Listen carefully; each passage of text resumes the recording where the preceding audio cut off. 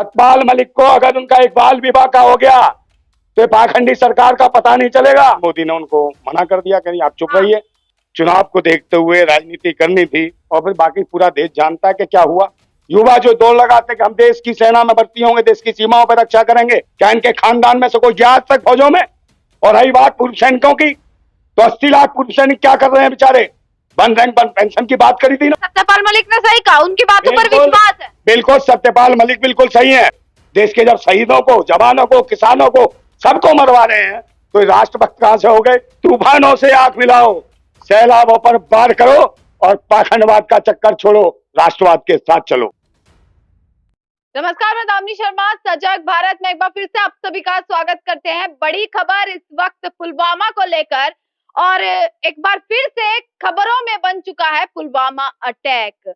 और एक बयान आया पूर्व गवर्नर सत्यपाल मलिक का, जिस बयान ने सबको हिलाकर रख दिया। और इस मुद्दे पर किसी और से नहीं बल्कि हम पूर्व फौजी से बात करेंगे इस मुद्दे पर, क्योंकि इनसे बातचीत करना जरूरी है। इतने जवानों ने शहादत दी और अब बयान ये कि जवानों के जितने भी जवान शहीद हुए उनके परिवार वालों ने मांग करी है कि जांच होनी चाहिए। तो सबसे बड़ा विषय है कि क्या जांच होगी या नहीं, क्या सत्यपाल मलिक के बयान पर अब उन सभी की जांच कराई जाएगी। मोदी जी ने मुझे चुप करा दिया था, एयरक्राफ्ट की मांग करी गई थी पर उन्हें नहीं दिया गया, ये एक बयान आया।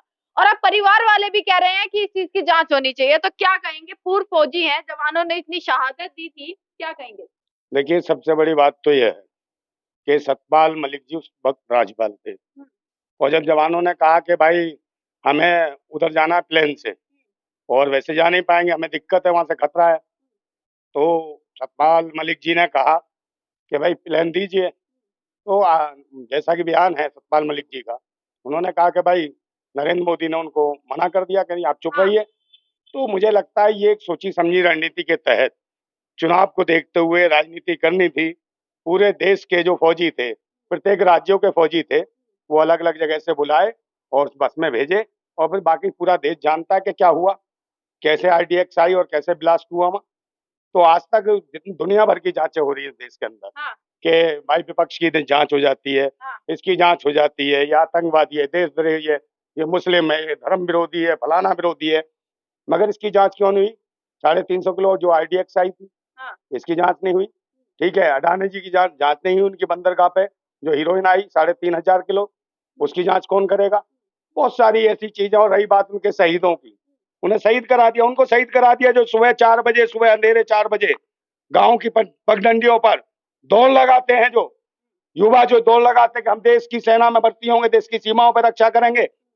उनकी माओ से पूछो, उन बच्चों के जिनको बिना लड़े मरवा दिया, किसने लड़वाया? रक्षा मंत्री ने लड़वाया, देश के प्रधानमंत्री ने लड़वाया, गृह मंत्री ने लड़वाया। क्या इनके खानदान में से कोई गया आज तक फौजों में? उन भारत माताओं से पूछो जिन्होंने अपने सीने से दूध पिलाया था उन बेटों को कि देश की सीमा पे जाके जो हर दिखाएंगे, उन्हें बिना लड़े मरवा दिया। उनकी माओ के दिलों से पूछो, उनके दिल पे क्या बीती होगी।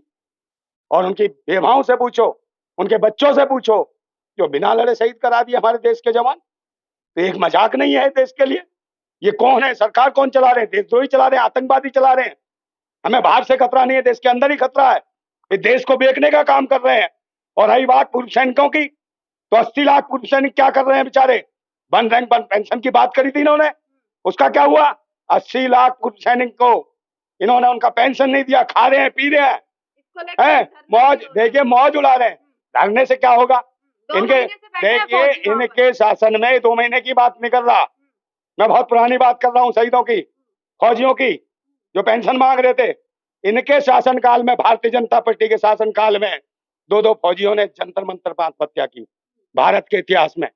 तो ये देश के जवानों के ऊपर बात करते हैं, जवानों के नाम पे शहीद करा के उनको, और जवानों की जगह जगह अगरबत्ती और मोमबत्ती जला के घूमे पूरे देश में, वोट मांगते फिरे और नारे लगाते रहे पाकिस्तान मुर्दाबाद। क्या गांव की गलियों में या शहर की गलियों में पाकिस्तान मुर्दाबाद कहने से पाकिस्तान मुर्दाबाद हो जाएगा? अरे मुर्दाबाद करना तो पाकिस्तान के अंदर घुस के मरवा के उन्हें मुर्दाबाद करते पाकिस्तान को। किया तो था, कुछ भी नहीं किया। हुई तो थी। अरे कुछ नहीं हो तो फिल्म बना, अरे फिल्म बना के इसमें कैमरा जी भी है, जहाँ चला जाता है, कहीं युद्ध होते हैं तो कैमरे लगते हैं क्या वहाँ? नौटंकी है। जहाँ मर्जी चला, गुफा में चला जाए वहाँ कैमरा, पता नहीं कहाँ कहाँ जाता है। सारी बर्दाश्त नहीं होती। काय की तारीफ? विरोध पूरा करेंगे पर काम कुछ करेंगे किस चीज का विरोध? किस चीज का कर दिया भाई? ये देश की महंगाई कहाँ जा रही है, देख रही है? 14 रुपए किलो आटे से लेकर 40 रुपए किलो हो गया, इतनी दिख रहा महंगाई। 60 रुपए सरसों के तेल से लेकर 200 रुपए तेल हो गया, इतनी दिख रहा महंगाई। किसानों का आलू सड़ गया उत्तर प्रदेश में, उधर राजस्थान में जाइए, जीरे की फसल बर्बाद हो गई। इसकी और कौन देखेगा?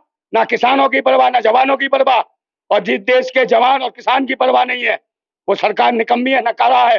ये देश कृषि प्रधान है और ये फालतू की बातें करते हैं, धर्म मजहब जात पात, इससे देश नहीं चलने वाला। मतलब सत्यपाल मलिक ने सही कहा, उनकी बातों पर विश्वास है। बिल्कुल, सत्यपाल मलिक बिल्कुल सही है। पहले क्यों नहीं बोले फिर? देखिए, आप भी बोल रहे हो। 4 साल बाद अरे भाई, किसान आंदोलन चल रहा था, हम भी किसान आंदोलन में बैठे थे। हाँ। जब भी सत्यपाल मलिक बोलने आए कि भाई मोदी जी, किसानों को इनको दे दो, क्या मांगना चाहते हैं इनको दे दो, इनको तंग मत करो, नहीं किसान उठेंगे नहीं और देश में एक ऐसी क्रांति ला देंगे, वो दिखा लोगों को कि क्रांति आने वाली थी। और दिखाई दिया, गांव गांव जब पिटने लगे भारतीय जनता पार्टी के नारंगी मौसमी, समझे, इनके निकलने लगे जूस, तो भागने लगे। तब समझ आई कि चुनाव आ गया उत्तर प्रदेश का। तो मोदी जी ने कहा हाँ, वापिस ले रहे हम 3 काले कानून, और उसके बाद कहा कि एमएसपी का रेट देंगे। कहाँ दिया? किसानों की लागत और मेहनत का उचित दाम दिया? अगर दिया होता, आलू इस तरीके से सड़ता गया?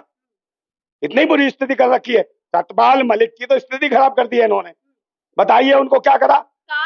देखिए, पूर्व राज्यपाल हैं, उनकी सुरक्षा हटा ली गई। पूर्व है, इसीलिए वो इस तरीके के बयान दे रहे हैं। तो पूर्व में तो क्या करेंगे आप?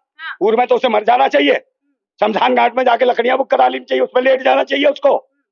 बकवास करता है, प्रधानमंत्री है, पायदान मंत्री है आरएसएस का, कारपोरेट जगत का, देश को बेच रहा है। आप बकवास करती हो।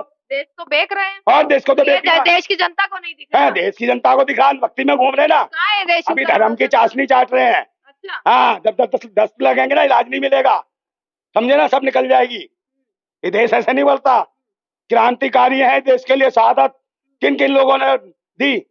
अशफाकुल्लाह खान, भगत सिंह, सरदार पटेल जैसे लोगों ने, है, उनके नाम का भी गुणगान करते थे। सरदार पटेल का है, क्या किया मोदी जी ने? सरदार पटेल के स्टेडियम का नाम बदल के स्वयंभू बन गए, अपना नाम थोप दिया, नरेंद्र मोदी स्टेडियम। ये ऐसे लोग हैं? कहा बताइए, देश के विकास का क्या मतलब है? तो फिर कुछ भी रख देंगे। एक बात बताइए, प्रधानमंत्री मैंने पहली बार देखा, जिस संसद की सीढ़ियों पर मत बैठेगा, वो संसद ध्वस्त कर दिया कि ये तो बेकार है, दूसरा बनाएंगे। हजारों लाखों करोड़ रुपया लगा रहा दूसरे संसद में, जबकि हालत नहीं थी ऐसी संसद भवन की स्थिति खराब करने की। उसके बाद क्या करा इन्होंने? उनके सफाई कर्मचारियों के पैर धोए। उसके बाद क्या किया? सफाई कर्मचारियों का देख रहे हो, तनख्वाह मिल रही है, सारे कच्चे पे घूम रहे हैं, रो रहे हैं, पूरे दिल्ली में भी शोर मचा रहे हैं, उनकी तनख्वाह नहीं मिल रही है सफाई कर्मचारियों की। फिर उसके बाद किसका किया? आपने चाय बेची ट्रेन में, और फिर क्या करा? रेलवे स्टेशन बेच दिए, ट्रेन बेच दी। उसके बाद क्या करा? हवाई जहाज, एयरपोर्ट सब बेचने लगे, लाल किला गिरवी रख दिया, समझे, वहां पे भी किराया दे के झंडा फहराते हैं। फिर भी डंका काय का डंका बजता भाई? ढोल अपने तो नहीं बजा रहे। अरे डंका अपने भाई, डंका कहाँ से? किराए का लेके अपने आप बजा लेते हैं, बजिया ढोल। जहाँ जाएंगे एक भाई, मैन मिस्ट्री मीडिया दलाल है, समझे। 200 300 चैनल अडानी ने खरीद रखे हैं, समझे, उसके सहारे पे चलते हैं। ये तो वो है, पालतू बिल्ले हैं। हाँ, पालतू भौंकते हैं, जैसा कहेंगे वैसा चलेंगे। अडानी का क्यों नहीं बताता 20,000 करोड़ रुपया कहाँ गया? क्यों नहीं जवाब दिया जा? तो हिंदू राष्ट्र आ जाता है, जब अडानी की बात आती है हिंदू राष्ट्र आ जाएगा, फलाना आ जाएगा, फलाना माफिया आ जाएगा, दिखाना आ जाएगा। जब राष्ट्र की बात होने लगती है, देश को लूट कौन रहे हैं, जब उनकी बात होने लगती है। सत्यपाल मलिक ने बयान दे दिया तो हवा खराब हो गई। क्या लिए पूर्व हो गए? तो पूर्व जो हो गए उन्हें तो मर जाना चाहिए। हवा खराब हुई है, कोई प्रतिक्रिया नहीं दी है उन्होंने। भाई, सत्यपाल मलिक की सुरक्षा बढ़ाई जाए। अच्छा। उनकी जान को खतरा है। अच्छा। हाँ, जो राष्ट्रभक्त हैं, जो देशभक्त लोग हैं, वो अकेले ना पड़ेंगे। और कहीं ये सोच रहे सत्यपाल मलिक के साथ कोई नहीं है। सत्यपाल मलिक को अगर उनका एक बाल विवाह का हो गया तो पाखंडी सरकार का पता नहीं चलेगा, श्रीलंका से ही बुरा हाल होगा। क्योंकि अब सत्यपाल मलिक ने विरोध किया तो अब आप उनका साथ दे रहे हैं। सत्यपाल मलिक तो हम तो सबका दे रहे हैं, भाई आपका भी दे रहे हैं। आप हमारी बहन हो। देखा नहीं उत्तर प्रदेश में क्या हाल हुआ? बहनों माताओं का बलात्कार कर दिए, रातों रात चिताएं जला दी, उनको मिलेगा क्या अधिकार? आप बताओ। इनकी पार्टी में चुमनियानंद बलात्कारी, कुलदीप सिंह सेंगर बलात्कारी, तो ये कौन सी पार्टी है? बीजेपी का मतलब है व्यापारी जनता पार्टी, बीजेपी का मतलब है बलात्कारी जनता पार्टी। ये देश की स्थिति यह है, ये व्यापारी लोग हैं, इन्हें व्यापार करने से मतलब है, राष्ट्र की कोई परवाह नहीं है, प्रोफेशनल लोग हैं, ये लोगों का खून भी बेच के पी जाएंगे। देश के जब शहीदों को, जवानों को, किसानों को, सबको मरवा रहे हैं, तो ये राष्ट्रभक्त कहां से हो गए? देश की महंगाई, शिक्षा, स्वास्थ्य, रोजगार, सबका डंका बजा दिया इन्होंने, सब फेल है। अच्छा हाँ, सब फेल है। अच्छा, मेन खबर होती है कि हाँ चलो सब तक खबर पहुंचनी चाहिए, जैसे अतीक अहमद की खबर पूरी देश में क्या अब दुनिया में भी पता लग गई है, पर ये खबर जो है सत्यपाल मलिक वाली, ये शायद ही मीडिया में चली होगी, एक भी हेडलाइन के तौर पर देखिए, भी नहीं। मीडिया गुलाम मैंने कहा नहीं, किराए की मीडिया।